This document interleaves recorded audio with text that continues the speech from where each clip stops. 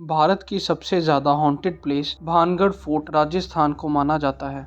यह इतनी haunted place है, इसका अनुमान आप इस बात से लगा सकते हो। इंडियन एविडेंस एक्ट 1873 के मुताबिक जो हमारा कोर्ट है वो फैक्ट्स और प्रूफ्स के आधार पर अपनी जजमेंट सुनाता है, न कि सुपरनेचुरल एक्टिविटीज के बेस पर फिर भी भानगढ़ फोर्ट के बाहर सरकार के द्वारा एक नोटिस बोर्ड जारी किया गया है, जिसमें साफ साफ लिखा है कि टूरिस्ट्स को सूरज छिपने से पहले भानगढ़ फोर्ट से निकल जाना चाहिए। कहा जाता है कि जो भी भानगढ़ फोर्ट में रात को गया है वो वापस नहीं आया। यहाँ रोज रात को कई लोगों के चीखने चिल्लाने की और रोने की आवाजें आती हैं और किसी औरत के घुंघरुओं की आवाज आती है जो कि भानगढ़ फोर्ट में घूम रही होती है। भानगढ़ फोर्ट के इतना हॉन्टेड होने के पीछे की कहानी काफी पुराने समय में जाती है, जब राजा महाराजाओं का और तंत्र विद्या का समय था। वीडियो शुरू करने से पहले अगर आपने हमारा चैनल सब्सक्राइब नहीं किया तो कर दीजिए और वीडियो को लाइक या डिसलाइक भी कर दीजिए, ताकि हमें पता चले कि कैसी वीडियो बनानी है और कैसी नहीं।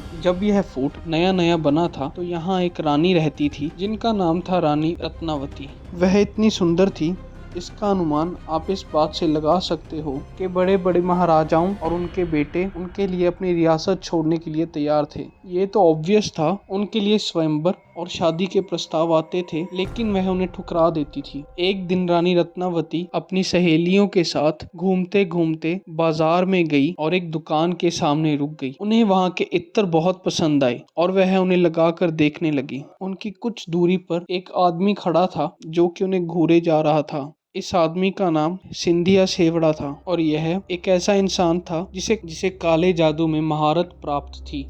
उसे पहली नज़र में महारानी बहुत पसंद आ गई और उसने महारानी को अपना बनाने की ठान ली, पर महारानी का ओहदा उससे बहुत ऊपर था, इसलिए वो अपनी तंत्र विद्या का इस्तेमाल करने की सोचता है। जब महारानी इत्तर लगा रही थी तो उसने छुपकर एक इत्तर की बोतल में अपनी तंत्र विद्या की और उसे वापस रानी के पास रख दिया। रानी महल की तरफ वापस लौट रही थी। रास्ते में उन्होंने अपना इत्तर निकाला और उसे लगाने की सोची। अब इत्तर में ऐसा क्या जादू था जो सिंधिया सेवड़ा ने किया था? जादू ये था कि वो जो भी हो, जैसा भी हो, जो यह इत्तर को लगाएगा वो सिंधिया सेवड़ा की तरफ खींचा चला आएगा। जैसे ही रानी वह इत्तर लगाने लगती हैं, उसकी सहेली वो इत्तर उससे पकड़ लेती हैं और बताती हैं कि सिंधिया सेवड़ा ने इस पर काला जादू किया है। उन्होंने वह काला जादू होते हुए देख लिया था, पर डर की वजह से बाजार में महारानी की सहेलियों ने उन्हें नहीं बताया, पर अब वह सहेलियां ही थी, इसीलिए उन्होंने यह सब बात उन्हें बता दी। महारानी की सहेली ने वह इत्तर की बोतल दूर फेंक कर मारी, जो कि एक बड़े से पत्थर पर जाकर फूटी और वो सारा इत्तर उस पत्थर पर लग गया और फैल गया। अब सिंधिया सेवड़ा के जादू के अनुसार इत्तर जिस भी चीज पर गिरेगा वो उसकी तरफ खींचा चला जाएगा। वह पत्थर उड़ता उड़ता सिंधिया सेवड़ा की तरफ जाने लगा। सिंधिया सेवड़ा को दूर से ऐसे लगा कि रानी रथ पर सवार होकर उसके पास आ रही हैं। उसने आंखें बंद कर ली और महारानी को गले लगाने के लिए अपनी बाहें खोल ली, पर जैसे ही वह पत्थर आया वह उड़ता उड़ता सिंधिया सेवड़ा की छाती पर लगा। वह गिर गया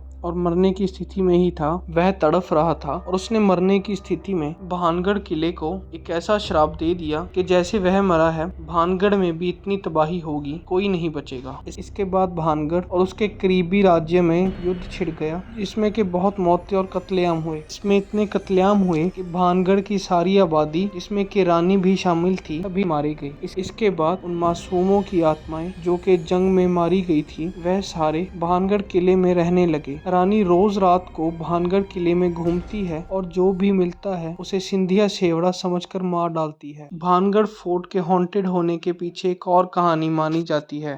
इस किले का निर्माण राजा भगवान दास करा रहे थे और इस किले के पास बाबा बालकनाथ नाम के एक साधु रहते थे, जो कि बहुत सिद्ध साधु माने जाते थे।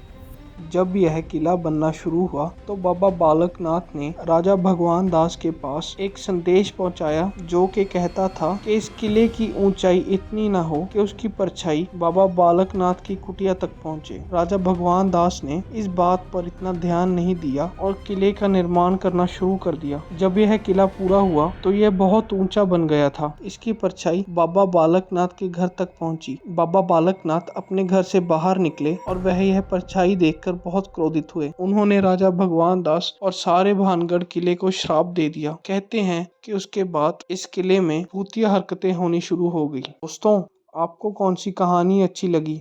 कमेंट करें और हमें बताएं।